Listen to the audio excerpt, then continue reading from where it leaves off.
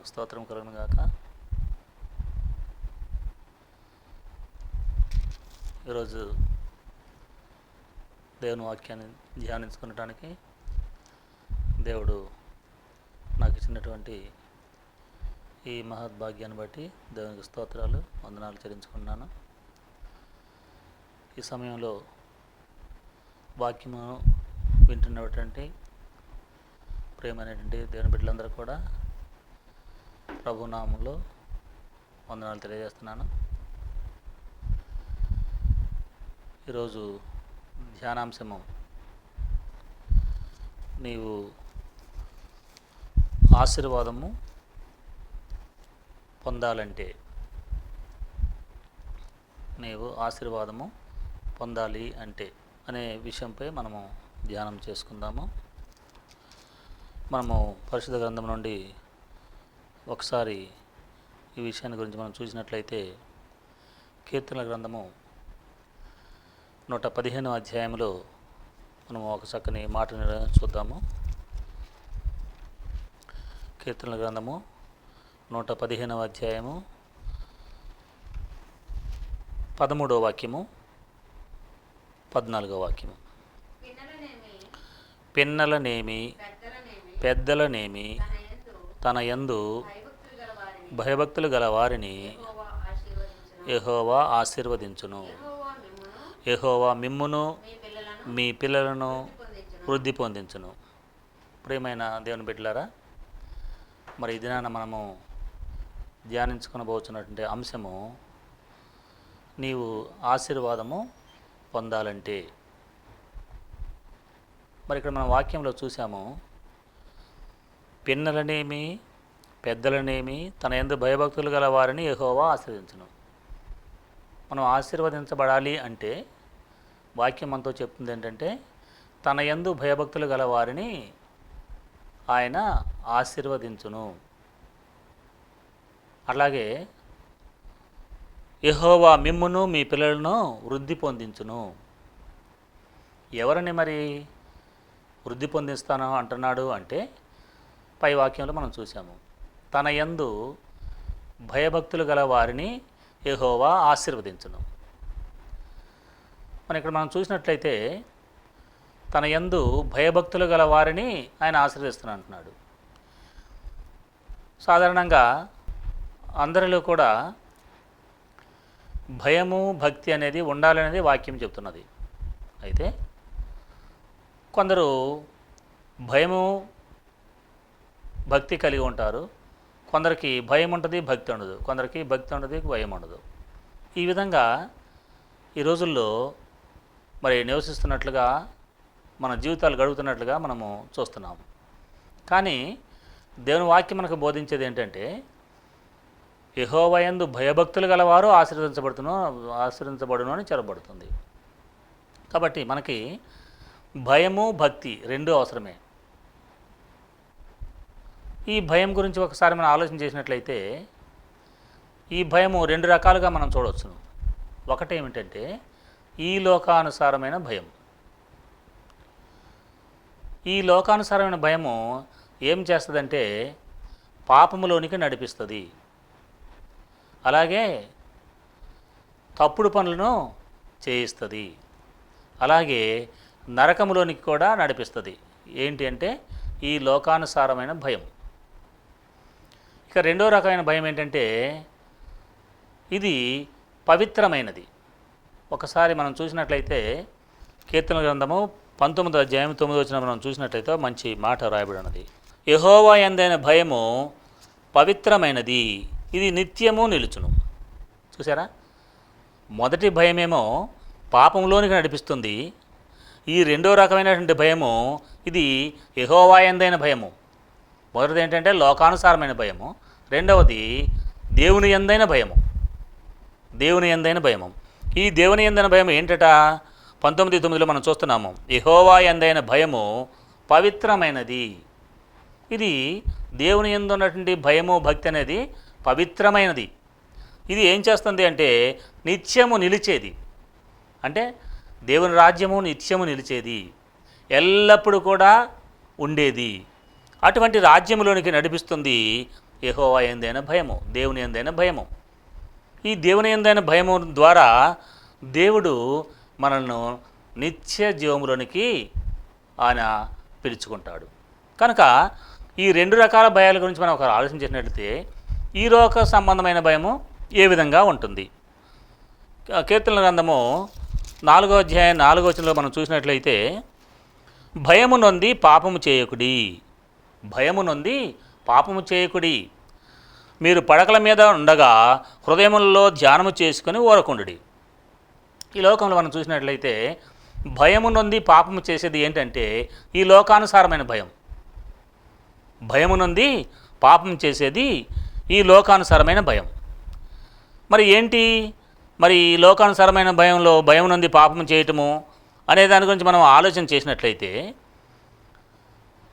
ఉదాహరణకి మరి ఇప్పుడు మనం చూద్దాము 1 రాజులు 21వ అధ్యాయం 13వ వచనం.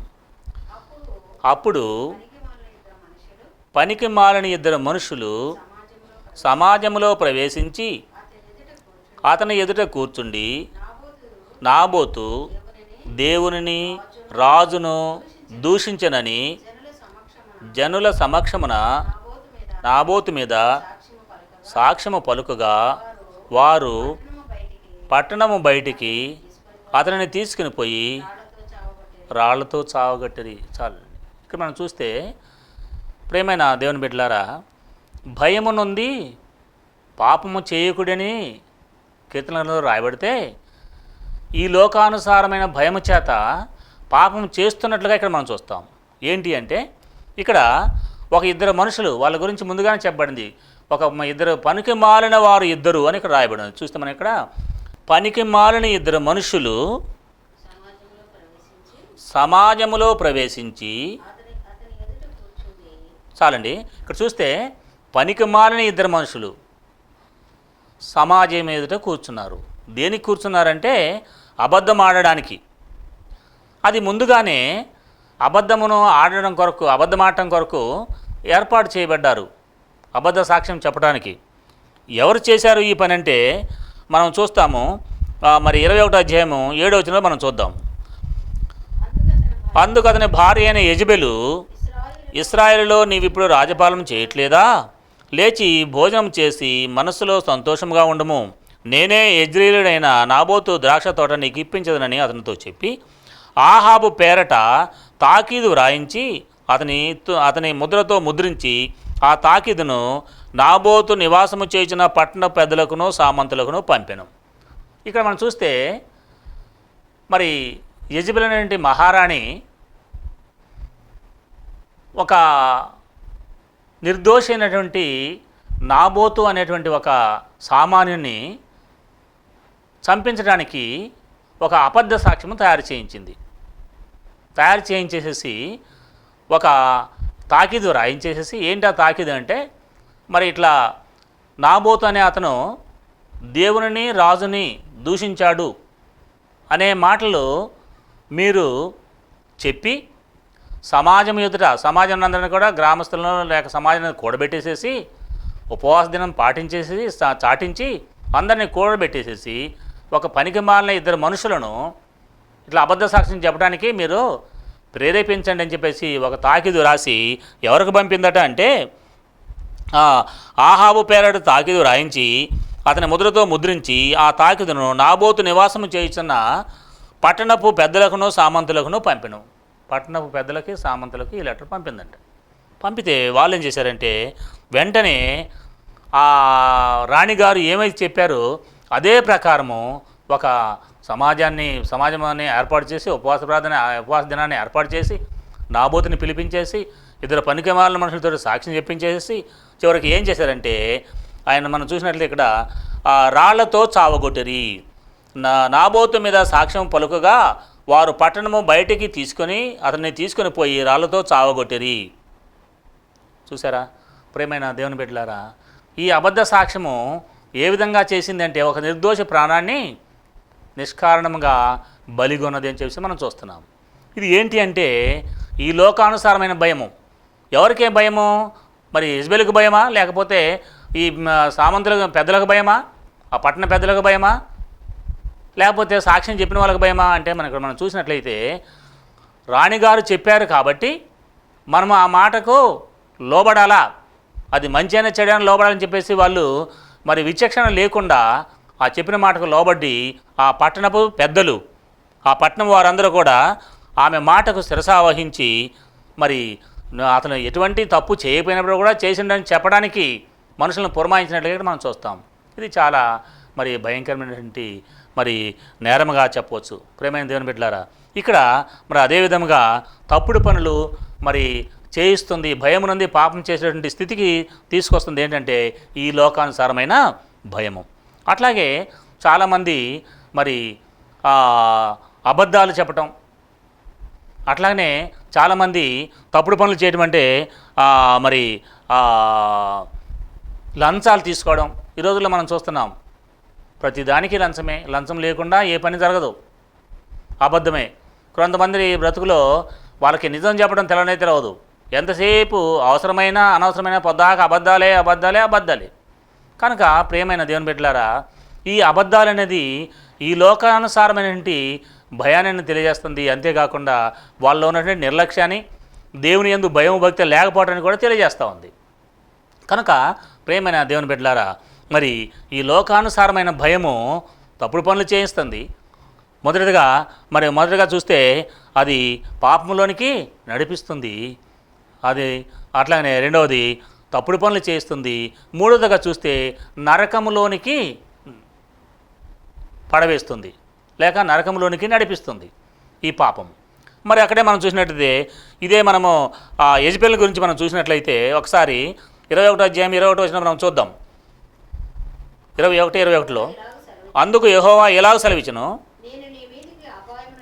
నేను నీ మీదికి అపాయమును రప్పించదును, నీ సంతతి వారిని నాశనం చేతును, అల్పులేమి ఘనులేమి ఇశ్రాయేలు వారిలో ఆహాబు పక్షమున ఎవరునూ లేకుండా పురుషులందరినీ నిర్మూలన చేతును. చూసారా ప్రియమైన దేవుని బిడ్డలారా, మరి ఇక్కడ మనం చూసినట్లయితే మరి ఈ తప్పుడు పనులు లేక ఈ లోకానుసారమైన భయము వలన జరిగింది ఏంటి అంటే యెజబెలు మహారాణికి ఒక గొప్ప శాపము, ఒక శిక్ష ఇక్కడే పడినట్లుగా మనం చూస్తాం. ఆ శిక్షలో ఏమైందంటే అందుకు యెహోవా ఎలాగ సెలవిచ్చను, ఏమని సెలవిచ్చాడట, నేను నీ మీదకి అపాయం రప్పించదను. ఎవరి మీదకి? యెజబెల్ మీదకి. ఎందుకు? ఆమె చేసిందంటే ఆమె చేసిన పని భయంకరమైన పని. ఏంటి భయంకరమైన పని? ఒక సామాన్యుని, ఎటువంటి దోషము లేనటువంటి వాడిని మరి చంపడం అనేది భయంకరమైన పనే కదా. కనుక దేవుడు చూశాడు. దేవుడు చూసి వెంటనే మరి ఈ విధంగా చెప్తున్నాడట, యెహోవా ఇలాగ సెలవిచ్చను, నేను నీ మీదకి అపాయం రప్పించదను, నేను నీ మీదకి అపాయం రప్పించదను, నీ సంతతి వారిని నాశనం చేతును. ఒక నీ మీదకే కాదు కదా, నువ్వు నీ భర్త ఆయన ఆహాబు ఇద్దరు కలిసి ఈ చేసినటువంటి దుష్కార్యములను బట్టి నువ్వే కాదు నీ కుటుంబంలో కాకుండా నీ సంతతి అంతా కూడా నేను నాశనం చేస్తానని చెప్పేసి దేవుడు ఇక్కడ మాట్లాడినట్టుగా మనం చూస్తాం. కనుక ప్రియమైన దేవుని బిడ్డలారా, ఇక్కడ మనం చూసినట్లయితే ఈ లోకానుసారమైన భయము భయంకరమైన స్థితిని మనుషులకు తీసుకుని వస్తుంది. కనుక లోకానికి భయపడక దేవునికి భయపడినట్లయితే దీవెనలు పొందుకుంటావు. అదే ఈ దినాన నీవు దీవెన పొందుకోవాలంటే, నీవు ఆశీర్వాదం పొందాలంటే మరి ఇప్పుడు ఏం చేయాలా అనేదాన్ని మనం చూసినట్లయితే మనం రెండవ భయం గురించి మనం చూసినాం. ఏంటంటే ఇది దేవుని యందలి భయము. మొదటి భయమేమో లోకానుసారమైన భయము, రెండవది దేవుని యందలి భయము. ఈ దేవుని యందలి భయము పవిత్రమైనది. ఎటువంటిదంటే ఇది పవిత్రమైనది, పరిశుద్ధమైనది. ఎందుకు పవిత్రమైనది అంటే మనము కలిగి ఉన్న దేవుడు, ఆ ప్రభువు యేసు ప్రభు వారు చెప్తున్నాడు ఏంటి అంటే మొదటి పేతురు 1:14లో చెప్పబడింది ఏంటంటే, నేను పరిశుద్ధుడనై ఉన్నాను గనుక మీరును పరిశుద్ధులుగా ఉండండి. ఇది పవిత్రమైన భయము. అట్లాగనే మరి 19వ కీర్తనలో కూడా 9వ అధ్యాయంలో కూడా ఇది పవిత్రమైనది. దేవుని యందలి భయం ఏంటట? పవిత్రమైనది. ఈ పవిత్రమైన భయంలో ఉన్నట్లయితే, ఈ పవిత్రమైన భయం కలిగి ఉన్నట్లయితే నీవు నిత్య జీవంలోనికి నడిపించబడతావు. అవునండి, మనం నడిపించబడాలా. మనం ఈ రోజున మరి దేవుని సన్నిధానానికి వస్తున్నాము, ప్రార్థన చేస్తున్నాము, బైబిల్ చదువుతున్నాము అంటే ఎందుకని అయ్యండి మనం ఆలోచన చేసినట్లయితే ఇది మరి పరిశుద్ధమైనటువంటి మందిరంలోనికి, నిత్య జీవంలోనికి మనం వెళ్ళాలి అనేటువంటి ఆశతోనే వస్తున్నాం. కాబట్టి మనం ఏం చేయాలంటే దేవుని యందు భయం కలిగి ఉన్నట్లయితే ఈ పవిత్రమైన భక్తిలో మనము భయంలో ఉండాలి. ఇందుకు ఉదాహరణకు మనం చూస్తే ఒకసారి చూద్దాం. దానియేలు గ్రంథంలో చూసినట్లయితే 1వ అధ్యాయము 8వ వచనంలో ఒక మంచి మాట వ్రాయబడి ఉన్నది. 1వ అధ్యాయం 8వ వచనంలో చూసినట్లయితే, రాజు భుజించు భోజనమును పానము చేయు ద్రాక్షారసమును పుచ్చుకొని తన్ను పరచుకొనకూడదని దానియేలు ఉద్దేశించి తాను అపవిత్రుడు కాకున్నట్లు వాటిని పుచ్చుకొనకుండా సెలవిమ్మని నపుంసకుల అధిపతిని వేడుకొనగా. ఇక్కడ మనం చూసినట్లయితే దానియేలు అనేటువంటి మరి ఒక ఆయన ఎప్పుడంటే బబులోను రాజ్యంలోనికి నెబుకద్నెజరు యూదా దేశంలో నుండి మరి ఎవరినైతే బందీలుగా తీసుకుని పోయారో వారిలో ఒకటైనటువంటి దానియేలు గురించి ఇక్కడ మనం చూస్తాం. దానియేలు, షడ్రకు, మేషకు, అబేద్నెగో అని చెప్పేసి వాళ్ళే కాకుండా వాళ్ళతో పాటు అనేక మంది యవనస్తులను, ఇంకా అనేక మందిని బబులోను దేశంలోనికి నెబుకద్నెజరు తీసుకుని పోయాడు. తీసుకుపోయిన సమయంలో అక్కడ మరి కొంత ఒక పరీక్ష జరిగింది. ఏంటి అంటే రాజు దగ్గర సైన్యముగా బలము కలిగి, ప్రజ్ఞ కలిగి, వివేకము, జ్ఞానము, అన్ని రకాల మరి జ్ఞానము కలిగిన వారిని కొంతమందిని మరి ఏర్పాటు చేయండి, వారిని అందరూ కూడా సెలెక్ట్ చేయండి అని చెప్పేసి మరి రాజు యొక్క మరి అసిస్టెంట్కి చెప్పడం జరిగింది. వారికి అందరూ కూడా రాజు తినే భోజనం పెట్టండి, రాజుగారికి చేసేటువంటి మర్యాదలు చేయండి, వారందరూ కూడా నా బల్ల మీదనే రాజభోజనము, నా బల్ల మీదనే భోజనం వాళ్ళకి ఏర్పాటు చేయండి, వాళ్ళు అన్ని రకాల ప్రావీణ్యం పొందేటట్లు వాళ్ళకి కావాలంటే శిక్షణ లేక తర్ఫీదు ఇవ్వండి అని చెప్పేసి రాజాజ్ఞ అయింది. మరి రాజాజ్ఞ సమయంలో మరి ఆ నపుంసకుల అధిపతి ఎవరది, తాను అపవిత్రుడు కాకున్నట్లు వాటిని పుచ్చుకొనకుండా సెలవమని నపుంసకుల అధిపతిని వేడుకొనగా. ఈ నపుంసకుల అధిపతి అనేటువంటి రాజు యొక్క అధికారికి రాజుగారు ఆజ్ఞాపించింది ఏంటంటే వీళ్ళకి ప్రత్యేకమైన భోజనాలు, ప్రత్యేకమైన ఏర్పాట్లు, ప్రత్యేకమైన సౌకర్యాలు కలిగించేసేసి వీరందరినీ కూడా కొంతకాలము వారిని అట్లా సెలక్షన్ కోసం ఏర్పాటు చేయండి అని చెప్పేసి చెప్పడం జరిగింది. ఆ చెప్పిన సమయంలో అందరూ కూడా వచ్చారు. రాజుగారి యొక్క భోజనం బల్ల మీద అందరూ తింటున్నారు. అదే సమయంలో దానియేలు కూడా రావాల్సి వచ్చినప్పుడు దానియేలు నెమ్మదిగా ఆ నపుంసకుల అధిపతి వద్దకు వెళ్ళి ఏమన్నాడంటే తాను అపవిత్రుడు కాకుండానట్లు వాటిని పుచ్చుకొనకుండా సెలవిమ్మని నపుంసకుల అధిపతిని వేడుకొన్నాడట. ఎవరైతే ఆ రాజుగారి ఆజ్ఞను పొంది వీళ్ళకి వచ్చే సౌకర్యాలు కల్పిస్తున్నారో అతని దగ్గరికి వెళ్ళేసి, అయ్యా మరి దయచేసి ఒక్కసారి నా మనవి ఆలకించండి, నన్ను ఒకసారి పరిశీలనలోకి తీసుకొనండి, నా మాట దయచేసి వినండి అని చెప్పేసి వినయముగాను విధేయతతోనూ ఆ నపుంసకుల అధిపతిని అడిగాడట. ఏమనంటే తాను అపవిత్రపరచుకొనకూడదని దానియేలు ఉద్దేశించి తాను అపవిత్రుడు కాకున్నట్లు వాటిని పుచ్చుకొనకుండా సెలవుమని నపుంసకుల అధిపతిని వేడుకొనగా, దేవుడు నపుంసకుల అధిపతి దృష్టికి దానియేలునకు కృపా కటాక్షమునంద అనుగ్రహించిన గనుక నపుంసకుల అధిపతి దానియేలుతో ఇట్లనను. అప్పుడు ఆ నపుంసకుల అధిపతి దానియేలుతో ఇట్లన్నాడట. ఏమన్నాడు, మీకు అన్నపానములను నియమించిన రాజుగు నా యజమానునికి నేను భయపడుచున్నాను.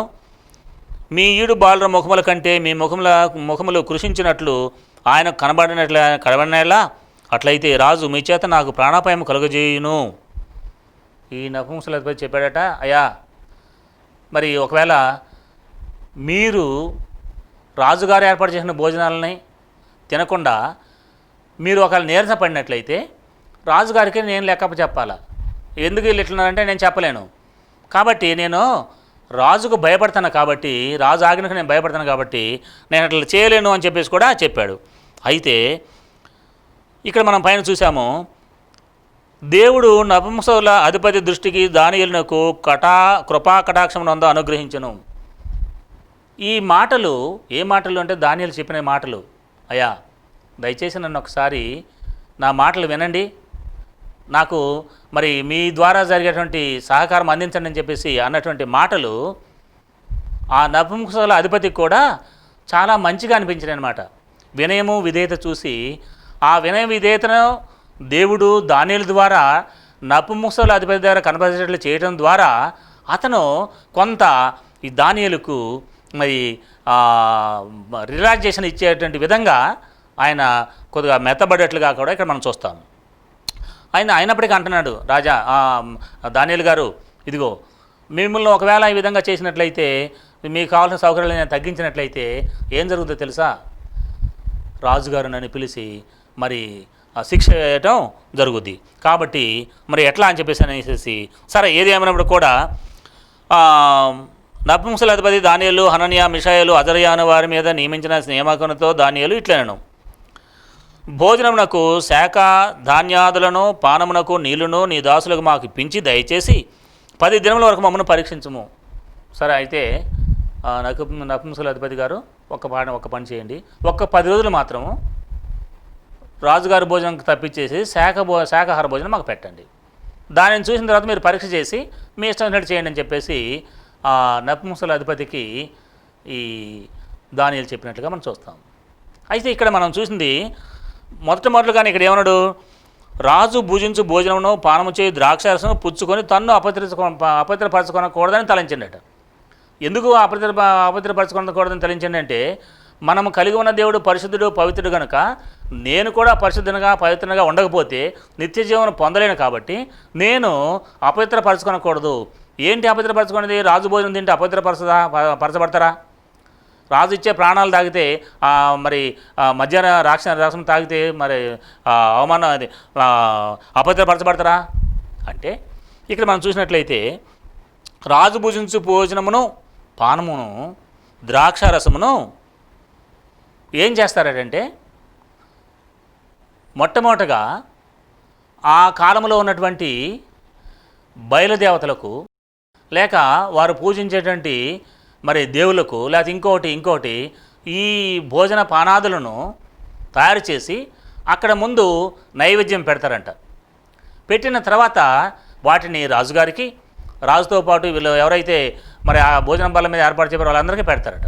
ఈ సంగతి తెలుసుకున్నటువంటి దానియేలు మరి ఏం చేశాడంటే, అది మరి వాక్యంలో మనం చూస్తే విగ్రహార్పితమైనది మరి ఒక రకమైనటువంటి అపవిత్రమైనదని చెప్పేసి చెప్పబడినట్లుగా వాక్యంలో మనం చూస్తాం.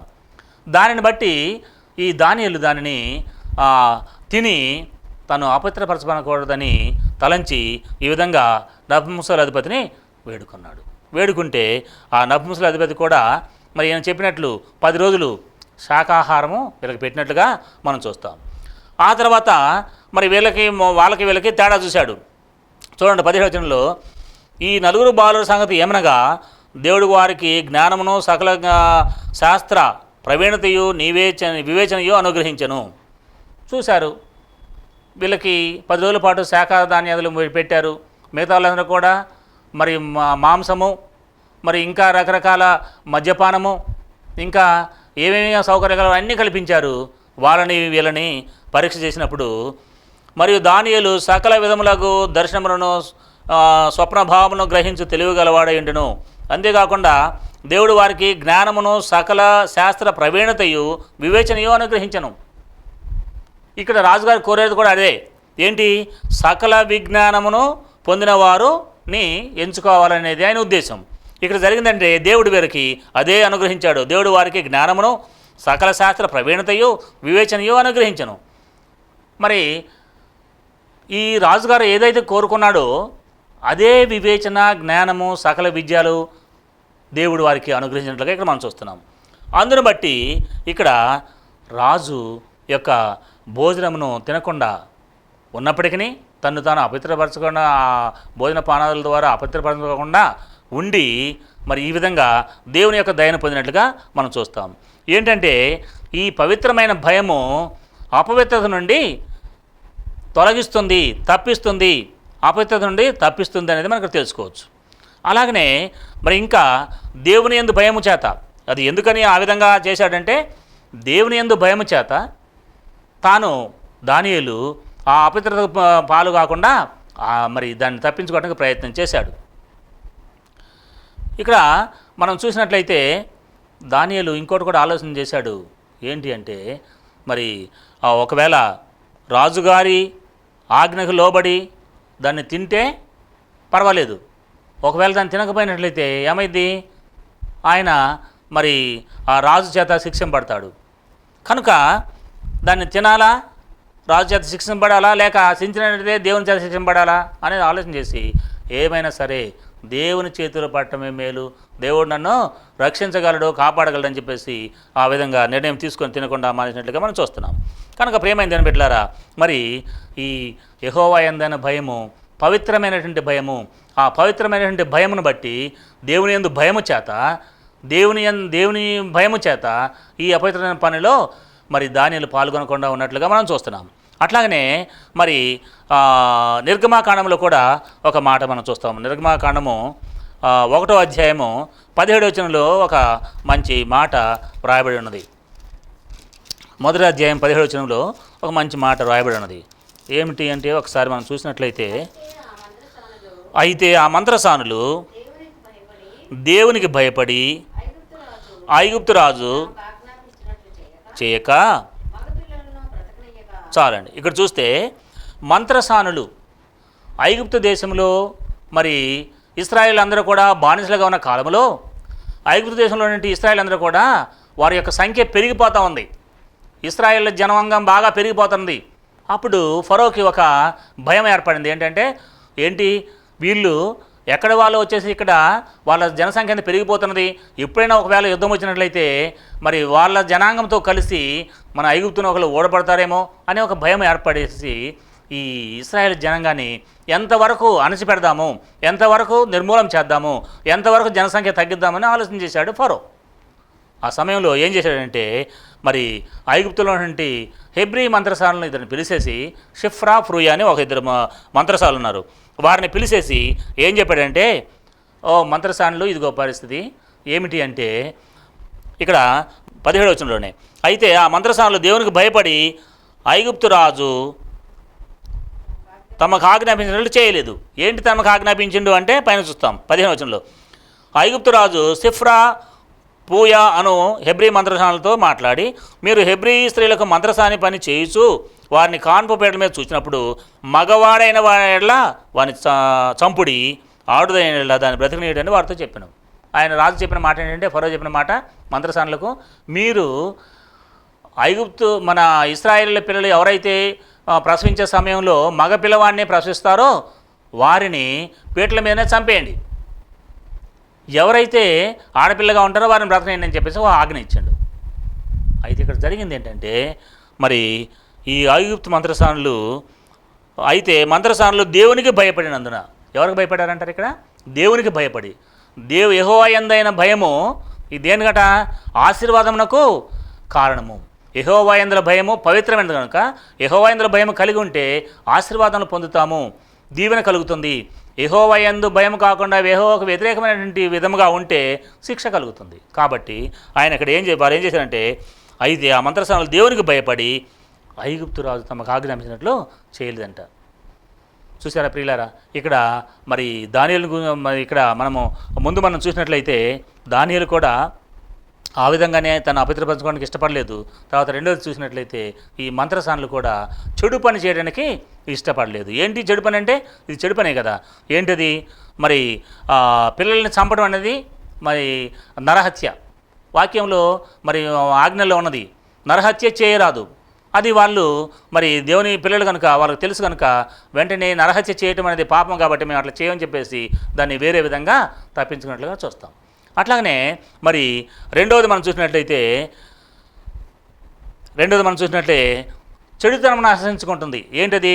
యెహోవా యందుల భయము మొదటిగా పవిత్రమైనదిగా ఉంటుంది. రెండవది ఏంటంటే చెడుతనం అసహించుకునేదిగా ఉంటుంది. ఈ చెడుతనం అనేది మనకు అందరికీ తెలిసిందే. యెహోవాకు అసహ్యమైనవి ఎన్నో ఉన్నవి, అసహ్యమైనవి 6 కలవు అని కూడా సామెతల గ్రంథంలో చూస్తాం. ఇక్కడ మనం చూస్తే చెడుతనం అసహించుకున్నట్టే ఒకసారి సామెతల గ్రంథం 8వ అధ్యాయం 13వ మనం చూసినట్లయితే, యెహోవా యందు భయభక్తులు కలిగి ఉండుట చెడుతనం అసహించుకున్నట్టే. యెహోవా యందు భయభక్తులు కలిగి ఉంటే అంటే దేవుని భయం అంటే, దేవుని యందుల భయం అంటే మరి చెడుతనం అసహించుకున్నట్టే. మరి ఈ రోజున మీరు, నేను, మనం అందరం చెడుతనాన్ని అసహించుకునే వారముగా ఉన్నామా? అసహించుకునే వారముగా లేకపోయినట్లయితే దేవుని యందు భయము, దేవుని యందు భయం మనకు లేదని చెప్పేసి అర్థం చేసుకోవచ్చు. ఇక్కడ మనం చూసినట్లయితే మరి ఆదికాండములో మనం చూస్తాం. ఈ చెడుతనాన్ని అసహించుకునే వారిలో ఒకళ్ళ గురించి మనం చూద్దాము. ఆదికాండం 39వ అధ్యాయము 7వ వచనంలో ఒకరి గురించి రాయబడి ఉన్నది. అటు తరువాత అతని యజమానుని భార్య అయిన యజమానుని భార్య యోసేపు మీద కన్నువేసి తనతో సేనిమ్మని చెప్పెను. అయితే అతడు ఒప్పక, నా యజమానుడు తన కలిగినదంతయో నా చేతికి అప్పగించిన కదా, నా వశమున తన ఇంటిలో ఉన్నది ఏదో అతడు ఎరుడు, ఈ ఇంటిలో నాకంటే పైవాడే ఎవడను లేడు, నీవు అతని భార్య అయినందున నిన్ను తప్ప మరి దేనిని నాకు అప్పగింపడం లేదు, కాబట్టి నేనెట్లు ఇంత ఘోరమైన దుష్కార్యం చేసి దేవునికి విరోధముగా పాపము కట్టుకుందని తన యజమానుని భార్యతో అనెను. ఇక్కడ మనం చూసినట్లయితే ఒక యవనస్తుడు పాపమునకు ప్రేరేపింపబడినప్పుడు, తన యజమానురాలి చేత ప్రేరేపింపబడినప్పుడు అతను ఏం చేశాడంటే, అతను ఇక్కడ ఏమంటాడు, దేవునికి భయపడినట్టుగా ఇక్కడ మనం చూస్తాం. కాబట్టి నేను ఎట్లు ఇంత ఘోరమైన దుష్కార్యము చేసి దేవునికి విరోధముగా పాపము కట్టుకుందును అంటున్నాడు. అంటే దేవుని యందు నాకు భయము భక్తి ఉన్నది కాబట్టి నేను దేవునికి విరోధమైనటువంటి ఈ పాపము నేను చేయను, ఈ చెడుతనం నేను జరిగించను అనేసి ఇక్కడ మరి ఆ యోసేపు అన్నట్లుగాను మనం చూస్తాం. ఎందుకంటే యెహోవా యందు భయభక్తులు కలిగినవాడు చెడుతనమును అసహించుకుంటాడు. ఇక్కడ చెడుతనం ఆయన అసహించుకున్నట్లుగా మనం చూస్తాం. ప్రియమైన దేవుని బిడ్డలారా, ఈ విధంగా దేవుడు యందు భయం భక్తి కలిగిన వారు, దేవుని యందు భయం భక్తి కలిగిన వారు చెడుతనం సహించుకుంటారు. అట్లాగనే మరి దేవుని యందు పవిత్రమైన మనసు కలిగి ఉంటారు. మరి మూడవదిగా మనం చూసినట్లయితే మరి దేవుని యొక్క మరి భయము కలిగి ప్రార్థనాపరులుగా కూడా ఉంటారు. ఎట్లాగ ప్రార్థనాపరులుగా ఉంటారు అనేది మనం ఒకసారి చూసినట్లయితే అపోస్తల కార్యంలో మనం చూద్దాము. ఒకసారి అపోస్తల కార్యంలో మనం చూద్దాం. 10వ అధ్యాయంలో మంచి మాటలు రాయబడి ఉన్నవి. మొదటి అధ్యాయం మొదటి వచనం నుంచి చూద్దాము. ఇటలీ పటాలములో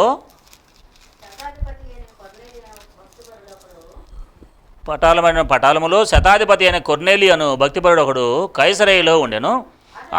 అతడు తన ఇంటి వారందరితో కూడా దేవుని యందు భయభక్తులు గలవాడై ఉండి ప్రజలకు బహుధర్మము చేయుచు ఎల్లప్పుడూ దేవునికి ప్రార్థన చేయవాడుగా ఉన్నాడు. యెహోవా యందు భయం భక్తి కలిగిన వారు ప్రార్థనా జీవితం కలిగి ఉంటారు అనేది మనం చూసుకోవచ్చు. దేవుని యందు భయం భక్తి కలిగితే ప్రార్థనతో సహవాసం చేస్తారు, దేవునితో సహవాసం చేస్తారు. అదే భక్తి లేకపోయినట్లయితే మరి భయంకరమైనటువంటి దుష్టులతో సహవాసం చేస్తారు. దుష్టుల సహవాసం నాకు అసహ్యమని దేవుని వాక్యం బోధిస్తూ ఉంది. ఇక్కడ మనం చూసినట్లయితే ఇక్కడ ప్రార్థనాపరుడుగా ఉన్నట్లుగా ఇటలీ పటాలములో శతాధిపతి అయిన కొర్నేలి ఆయన మనం చూసినట్లయితే ఇక్కడ ఆయన గురించి ఏం రాయబడిందంటే, తన ఇంటి వారందరితో కూడా దేవుని యందు భయభక్తులు కలిగి ఉన్నాడు. తన ఇంటి వారు అందరితో కూడా కలిసి దేవుని యందు భయము భక్తి కలిగి ఉన్నాడు. మనం అనుకున్నాము యెహోవా యందన భయము పవిత్రమైనదని చెప్పేసి అనుకున్నాం. అటువంటి పవిత్రమైన భక్తి కలిగిన వాడై ఉన్నాడు. అట్లాగనే ప్రజలకు బహుదాన ధర్మములు చేసేవాడట ఈ కొర్నేలి. అవును, దేవుని యందు భయము భక్తి ఉన్నట్లయితే మనము కూడా ఏం చేయాలి అంటే, దేవుని పిల్లలు ఎవరైతే అనాథలుగా ఉన్నారో దేవుని పిల్లలే కావచ్చు, సామాన్యంగా ప్రజలు ఎవరైనా సరే ఎటువంటి అవసరాలు ఉన్నా కూడా మనకు ఉన్న దానిలో మనము త్యాగమైనంత వరకు సహాయం చేయటము అది దేవుడు మనకు నేర్పినటువంటి ఒక విద్య, దేవుడు మనకి ఇచ్చినటువంటి ఒక ఆజ్ఞ.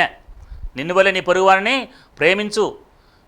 అంటే ప్రేమించడం అంటే చూసి మరి సంతోషించడం కాదు, కానీ నీకున్న దాంట్లో సహాయం ఇతరులకి చేయాలనేది అక్కడ మనకు చెప్పబడుతుంది.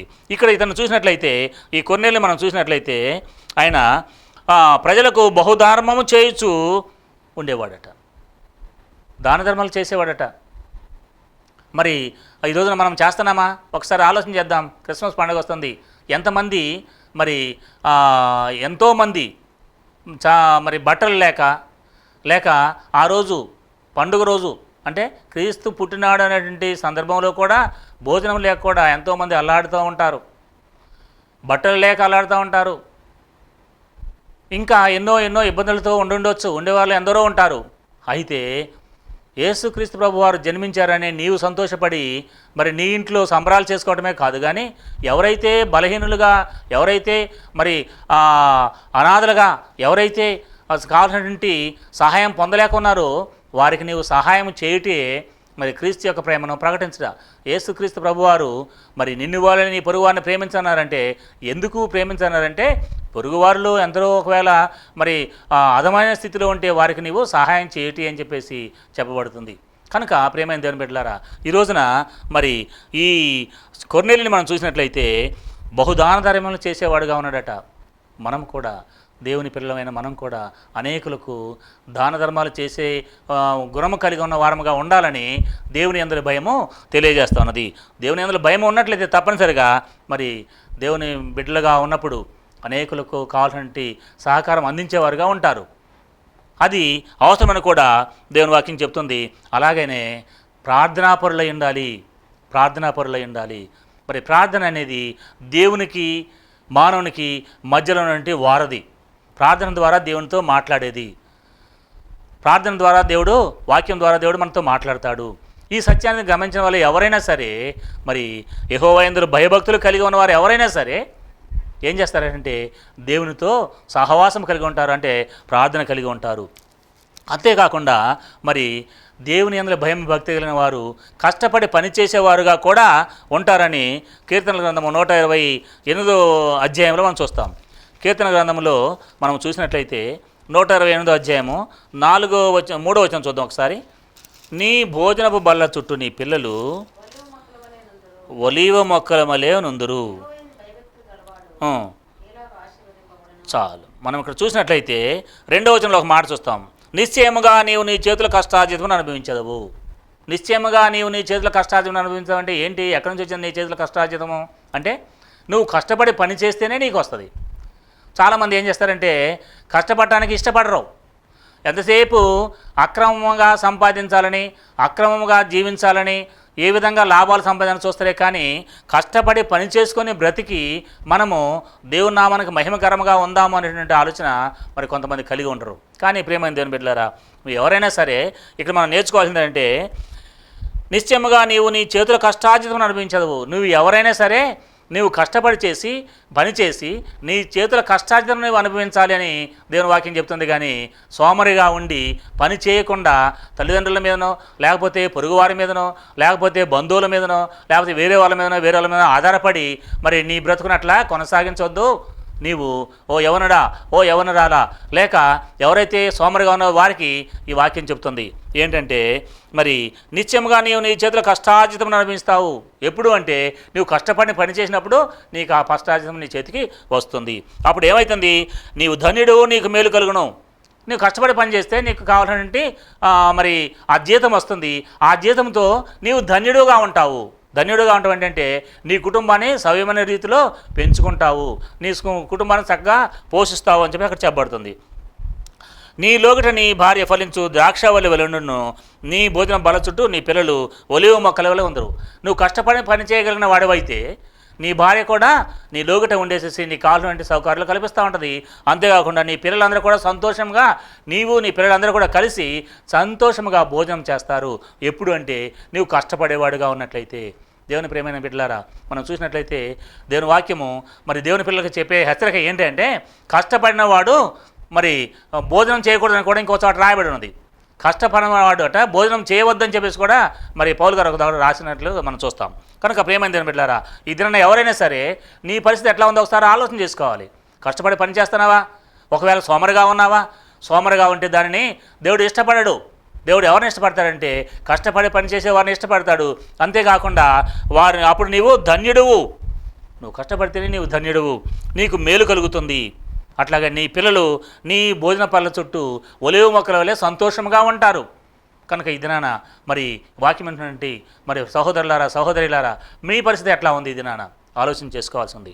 కనుక ప్రేమైన దేవుని బిడ్డలారా, ఇప్పుడు మనం చూసాము దేవుని యందు భయం వలన మనము అపవిత్రత నుండి దూరముగా వెళ్తాము, పవిత్రమైన జీవితం జీవిస్తాము. ఆ పవిత్రమైన జీవితం జీవించడం వలన దానియేలు పవిత్రమైన జీవితంను జీవించడం వలన ఆయనకు వచ్చినటువంటి ఫలితం ఏంటి ఒకసారి చూద్దాము. దానియేలు గ్రంథము 6వ అధ్యాయము 3వ వచనం. ఈ దానియేలు అతి శ్రేష్టమైన బుద్ధి గలవాడే ప్రధానుల్లోనూ అధిపతులలోనూ ప్రఖ్యాతి నుండి ఉండును. గనుక రాజ్యమంతటి మీద అతని నియమింపాలని రాజు ఉద్దేశించను. చూసారు ఇక్కడ. అట్లా ఈ దానియేలు అనే అతను యథార్థముగాను దేవుని యందు భయం భక్తి కలిగి ఉండటం వలన జరిగింది ఏంటంటే, ఈ దానియేలు అతిశ్రేష్టమైన బుద్ధి గలవాడే ప్రధానుల్లోనూ అధిపతుల్లోనూ ప్రఖ్యాతి నుండి ఉండెను.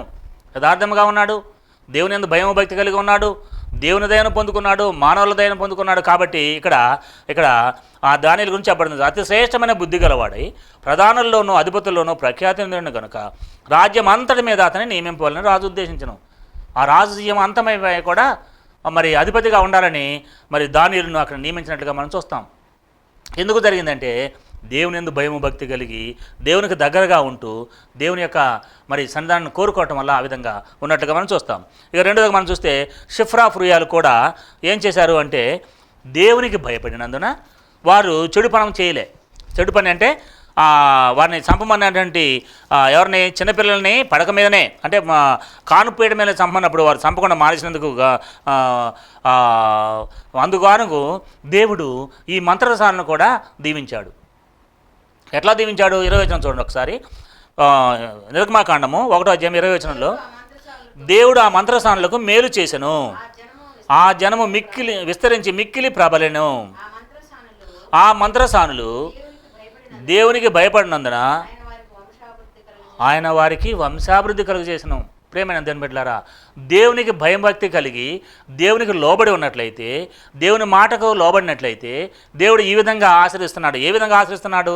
ఎందుకనే మనము వాక్య భాగం మనకు ధ్యానాంశం కూడా, నీవు ఆశీర్వదించబడాలంటే ఏం చేయాలా అంటే, దేవునికి భయపడినటువంటి దానియేలు తను పవిత్రుడిగా ఉంచుకున్నాడు. అంతేకాకుండా యథార్థముగా జీవించాడు. యథార్థముగా జీవించడాన్ని బట్టే ఆ దానియేలు పైన ఉన్నటువంటి మరి దర్యావేష రాజు అతను ఏం చేశాడంటే, తన సంస్థానాలన్నింటిలో కూడా ముఖ్యమైన వాడిగా, ప్రధానిగా ఆయన ఏర్పాటు చేసినట్టుగా అక్కడ మనం చూసాం. అట్లాగనే ఇక్కడ రెండవదిగా మనం చూసినట్లయితే, మరి షిఫ్రా ఫురియా అనేటువంటి మంత్రసానులు కూడా మరి దేవునికి భయపడినందున రాజు ఇచ్చినటువంటి ఆజ్ఞను వాళ్ళు శిరసావహించలే. కారణం ఏంటంటే, దేవుని ఎదుట నేను తప్పు చేయకూడదు, నేను ఇక్కడ ఒకవేళ రాజుగారు ఒకవేళ తప్పు చేసినని చెప్పేసి నన్ను చంపేసినా నేను పోవాల్సింది ఎక్కడికి? దేవుని ఎదుగు పోవాలా. దేవుని ఎదుగు పోవాలంటే దేవునికి వ్యతిరేకంగా తప్పు చేసి ఉండకూడదు. మరి ఒకవేళ రాజు చెప్పినట్లే మరి ఈ మంత్రసానులు కానుపేటల మీదనే మరి మగపిల్లల్ని చంపేసినట్లయితే నరహత్య చేసిన వాళ్ళు దేవుని రాజ్యానికి అర్హులు కారు. కాబట్టి వారు వెంటనే వివేచన చేసేసి, ఒకవేళ అవసరమైతే రాజు ఒకవేళ మమ్మల్ని చంపేస్తే మేము ఈ లోకంలో ప్రాణం పోద్దేమో కానీ పరలోకంలోనే వెళ్తామనేటువంటి ఒక నిశ్చయతతో వారు ఆ తప్పుడు పని లేక ఆ చెడు పని చేయకున్నట్లుగా మనం చూసాం. ఆ చూసిన దానికి బదులుగా దేవుడు వాళ్ళకి ఏం చేశాడంటే, దేవుడు ఆ మంత్రసానులకు మేలు చేసెను. అసలైతే కీడు జరగాల్సింది ఏంటి? రాజుగారు చంపేయాల్సింది. కానీ దేవుడు చూసేవాడు కాబట్టి దేవుడు ఆ మంత్రసానులకు మేలు చేసెను, ఆ జనము మిక్కిలి విస్తరించి ప్రబలెను. ఆ మంత్రసానులు దేవునికి భయపడినందున ఆయన వారికి వంశాభివృద్ధి కలుగజేసెను. ప్రేమైన దేవుని బిడ్డలారా, ఈరోజున ఎవరైనా సరే దేవునికి భయపడినట్లయితే మరి ఈ విధంగా ఈ షిఫ్రా ఫురియా అనేటువంటి మంత్రసానులు ఏ విధంగా వాళ్ళు మరి మంత్రసానులు భయపడినందున వారికి వంశాభివృద్ధి కలుగజేశాడో, ఇది మీకు మనందరూ కూడా, మన పిల్లలు, మన సమస్తమైన వారు కూడా, సమస్తము కూడా మరి అభివృద్ధి చెందుతాయి. అందుకోసమే కీర్తనలు 15వ అధ్యాయం 14వ మనం చూసాం, మిమ్మును మీ పిల్లలను అభివృద్ధి చెందించను. ఎప్పుడు అది? తన యందు భయభక్తులు కలిగిన వారిని. ఇదిగో ఈ విధంగా తన యందు భయం భక్తి కలిగిన ఈ మంత్రసాలను, వారిని, వారి పిల్లలను, వారి వంశాన్ని కూడా అభివృద్ధి చేసినట్లుగా దేవుడు చెప్తున్నాడు. ప్రేమ దేవుని బిడ్డలారా, ఇది నీవు కూడా దేవుని యందు భయం భక్తి కలిగి ఉన్నావా? ఎటువంటి భయం భక్తి కలిగి ఉన్నావు? కపటమైన భయభక్తి కలిగి ఉన్నావా? నిజమైన భయభక్తి కలిగి ఉన్నావా? నిజమైన భయభక్తి కలిగి ఉంటే ఒక ప్రమాదానికైనా, అంటే ఈ లోకరీతికి సంబంధించిన ఒక ప్రమాదానికైనా తట్టుకొనగలిగి ఆ ప్రమాదంను ఎదిరించి దేవుని కొరకు నిలబడగలుగుతావు. ఇక్కడ ఈ మంత్రసానులు మరి భయంకర ప్రాణాపాయమును కూడా లెక్క చేయకుండా, ప్రాణాన్ని కూడా లెక్క చేయకుండా దేవుని యందు భయపడి ఆ నరహత్య చేయలేదు. అందుకు గాను ఆ మంత్రసానులు దేవునికి మిక్కిలి భయపడినందున వారికి వంశాభివృద్ధి కలుగజేసెను. వారి వంశం కూడా దేవుడు అభివృద్ధి చేసినట్లుగా మనం ఇక్కడ చూస్తున్నాం. ప్రేమైన దేవుని బిడ్డలారా, అంతేకాకుండా మరి ఇక్కడ మనం చెడుతలను అసహించుకోవడం వల్ల, అట్లాగనే ఇక్కడ మనం ఇందాక కొర్నేలిని కూడా మనం చూసాం. కొర్నేలి కూడా దేవుని యందు భయము భక్తి కలిగి ఉండటం వలన, దేవుని యందు మంచి ప్రార్థనాపరుడై ఉండటం వలన అంతేకాకుండా బహుదాన ధర్మలు చేసేవాడుగా ఉండటం వలన దేవుడు ఈ కొర్నేలిని ఏ విధంగా దీవించాడు, ఏ విధంగా ఆశీర్వదించాడు అంటే మనం చూసినట్లయితే అపోస్తుల కార్యము 10వ అధ్యాయంలో మనం చూస్తాము 35వ వచనంలో, 34 కూడా చూద్దాము. 10వ అధ్యాయం 34 చూస్తే, దేవుడు పక్షపాతి కాడని నిజముగా గ్రహించున్నాను, ప్రతి జనములోనూ ఆయనకు భయపడి నీతిగా నడుచుకున్న వారిని ఆయన అంగీకరించను. వారు ఎవరైనా సరే, ఏ జనములోనైనా సరే, మరి ఈ కొర్నేలి దేవుని యొక్క పిల్ల కాదు, దేవుని యొక్క బిడ్డ కాదు, అంటే అన్యజనుడు. అన్యజనుడు అంటే ఇప్పుడు మనం చాలామంది అనుకుంటారంటే అన్యజనులు అంటే వేరే మతాలు కులాలని కాదు. అక్కడ అన్యజనుడు అంటే దేవుని ఎరగని వారు, క్రైస్తవులైనా సరే దేవుని ఎరగకుంటే, దేవుని మరి క్రీస్తు యేసుప్రభు వారిని స్వరక్షకుడు అంగీకరించుకుంటే వారు కూడా అన్యజనులే. అన్యజనులు ఎవరికి అన్యజనులు? యేసు ప్రభు వారికి అన్యజనులు. ఎందుకు అన్యజనులు అంటే ఆయన ఎరుగులేరు కాబట్టి అన్యజనులు. అంతేకాని కేవలము అన్యజనులు అంటే మరి క్రైస్తవులు కాని వారులే అన్యజనులు చెప్పి చాలామంది అనుకుంటారు. అది చాలా పొరపాటు. క్రీస్తుని ఎవరైతే అంగీకరిస్తారో వాళ్ళు మరి క్రీస్తుని ఎరిగిన వారు. క్రీస్తుని ఎరిగిన వారు ఎవరైనా సరే అన్యజనులే, దేవుని బిడ్డలు కానట్లు లెక్కే. ఎందుకు అంటే అన్యజనులకు మరి అంటే క్రీస్తుని ఎరిగిన వారికి నిత్యజీవము లేదు అని వాక్యం చెప్తుంది. నిత్యజీవం లేదు. నిత్యజీవం ఎవరికి ఉన్నదంటే క్రీస్తుని ఎరిగిన వారికే. క్రైస్తవులని చెప్పిన లోపట్ల ఏదో ప్రార్థన పట్టుకున్న మరి ప్రార్థన చేసిన లోపట్ల, బైబిల్ చదువుకొని ఉన్నది లోపట్ల, రోజు ఆరాధనకు పోయినంత లోపట్ల, లేకపోతే ఉద్యోగాలకు పోయినంత లోపట్ల, అనేక మందికి ప్రార్థన చేసిన లోపట్ల వారు క్రైస్తవులని అనబడటానికి అవకాశం లేదు. ఎప్పుడు ఉన్నది అంటే క్రీస్తుని స్వరక్షణగా తమ హృదయంలో అంగీకరించినట్లయితే వారికి నిత్యజీవం ఉన్నది. వారు మాత్రమే క్రైస్తవులు.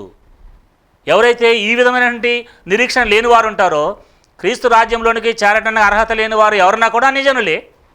క్రీస్తు రాజ్యంలో చేరేవారు ఆయన బిడ్డలు, క్రీస్తు రాజ్యంలో చేరలేని వారు ఎవరైనా కూడా అన్యజనులే. కాబట్టి మరి ప్రేమైన బిడ్డలారా, ఇది ఒకటి గమనించాలి. ఎందుకంటే చాలామంది అన్యజనులు అంటమే వేరే కులం వల్ల, వేరే మతం వల్ల, లేకపోతే ఇంకోటి అనుకుంటారు. అంత మాత్రమో కాదు. ఏమిటి అంటే దేవుని ఎరుగని వారు, క్రీస్తు ప్రభుని స్వరక్షకుడుగా అంగీకరించిన వారు ఎవరైనా సరే అన్యజనుల సంగతిని మనం అందరం కూడా జ్ఞాపకం చేసుకోవాలి. ఇక్కడ మనం చూసినట్లయితే దేవుడు పక్షపాతి కాడు అని నిజముగా గ్రహించిన ప్రతి జనములోనూ, అందుకంటే ఇక్కడ ప్రతి జనము వారు ఎవరైనా సరే ప్రతి జనములోనూ ఆయనకు భయపడి నీతిగా నడుచుకున్న వారిని ఆయన అంగీకరించను. నీతిగా నడుచుకున్న వారిని, నీతి అంటే క్రీస్తు రక్తంలో కడుగుబడటే నీతి. అంతేగాని నీతి కార్యంలో చేసినంత లోపట్ల నీతి కాదు. క్రీస్తు రక్తంలో కడుగుబడట ద్వారానే నీతిని సంపాదించుకుంటారు తప్ప, నీతిని పొంది ఉంటారు తప్ప, క్రీస్తు రక్తంలో కడుగువేయబడకపోయినట్లయితే ఆ నీతి వస్త్రము ధరించుకొనలేరు. ఆ నీతి వస్త్రము ధరించుకొనలేకపోతే నిత్యజీవంలోనికి ప్రవేశించలేరు. కనుక ఆ నీతి వస్త్రము ధరించాలని చెప్పేసి వాక్యం ద్వారా మనం చూస్తున్నాం. యేసుక్రీస్తు అందరికీ ప్రభువు. ఆయన ద్వారానే దేవుడు సమాధానకరమైన సువార్తను ప్రకటించి ఇశ్రాయేలుకు పంపిన వర్తమానము మీరు ఎరుగుదురు. ఏంటట? యేసుక్రీస్తు అందరికీ ప్రభు. ఇక్కడ ఏ కులం వాళ్ళకని, ఏ మతం వాళ్ళకని, ఏ జాతి వాళ్ళకని ఏం రాయబడలేదు. యేసుక్రీస్తు ప్రభు అందరికీ ప్రభువు. ప్రపంచంలో ఉన్న ప్రతి ఒక్కరు కూడా యేసుక్రీస్తు ప్రభు. ఆయన అంగీకరించిన వాళ్ళకి ఎవరికైనా సరే నిత్య జీవనం ఆయన అనుగ్రహిస్తాడు. అంతేగాని పలానా ఇక్కడ ఏమీ రాయబడలేదు. కనుక ప్రియమైన దేవుని బిడ్డలారా, మరి ఈ విధంగా మరి కొర్నేలి మరి అన్యజనుడు అయినప్పుడు కూడా, దేవుని ఎరిగిన వాడైనప్పుడు కూడా భయభక్తి కలిగి ఉన్నదాన్ని బట్టేసి దేవుడు ఆయనను దృష్టించి పేతురు ద్వారా మరి రక్షణకరమైనటువంటి మాటలు చెప్పించేసి ఆ రక్షణ సువార్త పేతురు ద్వారా కొర్నేలుకి చెప్పబడినప్పుడు కొర్నేలు మారు మనసు పొందినట్లుగా, క్రీస్తుని స్వరక్షకుడుగా అంగీకరించినట్లుగా, బాప్తిసం పొందినట్లుగా, నిత్యజీవనకు వారసత్వం సంపాదించినట్లుగా మనం ఇక్కడ చూస్తాం ప్రియమైన దేవుని బిడ్డలారా. కాబట్టి యెహోవా యందన భయము పవిత్రమైనది. ఆయన భయము భక్తి కలిగి ఉన్నట్లయితే ఈ విధంగా ఆశీర్వదించబడతారు. ఏ విధంగా ఆశీర్వదించారో మనం చూసాం. మరి మొదటగా మరి దానియేలు ఒక ఉన్నతమైన స్థితిలోకి వచ్చినట్టుగా చూసాము. అట్లాగనే ఐగుప్తు స్త్రీలు మంత్రసానులు వంశాభివృద్ధిని పొందినట్లుగా చూసినాం. అట్లాగనే ఇక్కడ మనం చూసినట్లయితే ఈ కొర్నేలి విషయంలో కూడా నిత్యజీవనం పొందుకోవడానికి మార్గమును దొరికించుకున్నట్లుగా చూసాం. కనుక ప్రియమైన బిడ్డలారా, ఇది మనము నేర్చుకోవాల్సింది ఏంటంటే దేవుని యొక్క మరి మార్గములో నడుస్తూ మన పిల్లలు మనము అభివృద్ధి చెందాలంటే మరి ఏం చేయాలంటే ఆయన భయభక్తులు కలిగి పవిత్రమైన భక్తితో దేవుడిని ఆరాధించాలని చెప్పేసి దేవుని వాక్యము మనకు తెలియజేస్తుంది. కనుక ఈ కొద్ది వాక్యమును దేవుడు దీవించును గాక. చిన్న ప్రార్థన చేసుకొని వాక్యం ముగించుకుంటాం. మహాగణుడా, మహోన్నతుడా, పరిశుద్ధుడా, మీ పరిశుద్ధమైన ఘనమైన దయగలిగిన పాదనలకు వందనాలు చెల్లించుకున్నాను తండ్రి. ఇది నాన్న ప్రభా, మరి నీ బిడ్డలుగా మీ సంధానంలో చేరిన మమ్మల్ని అందరినీ కూడా మీరు జ్ఞాపకం చేసుకుంటే ప్రత్యేకంగా ప్రభా, మరి మీ యందు భయభక్తులు కలిగి ఉన్నట్లయితే ఎటువంటి గొప్ప మేలులు ఆశీర్వాదాలు ఉన్నాయో మీరు నాయన వాక్యం ద్వారా మీరు మాతో చూపెట్టినారు గనుక మా జీవితంలో తండ్రి మరి పవిత్రమైన భయము భక్తి కలిగి పవిత్రమైన మనసుతో మరి యథార్థముగా జీవిస్తూ నాయన మీ యందు పవిత్రత కలిగి ప్రభా, మీ నామం మహిమ కలిగే రీతిలో మరి మేమందరం కూడా జీవించడకును, ఒకవేళ మాలో ఏమైనా దోషములు ఉంటే దయతో క్షమించి ప్రభా, మరి మమ్మల్ని మేము సరి చేసుకొని మేము మీ కొరకు జీవించినట్లు నిత్య జీవనకు వాసన పొందుకునే విధంగా మమ్మల్ని నడిపించమని బ్రతిమాలుకుంటూ మా ప్రభువును రక్షకుడైన యేసయ్య పరిశుద్ధ నామములో అడిగి వేడుకుంటూ ప్రార్థించుకుంటున్నాను తండ్రి. ఆమేన్.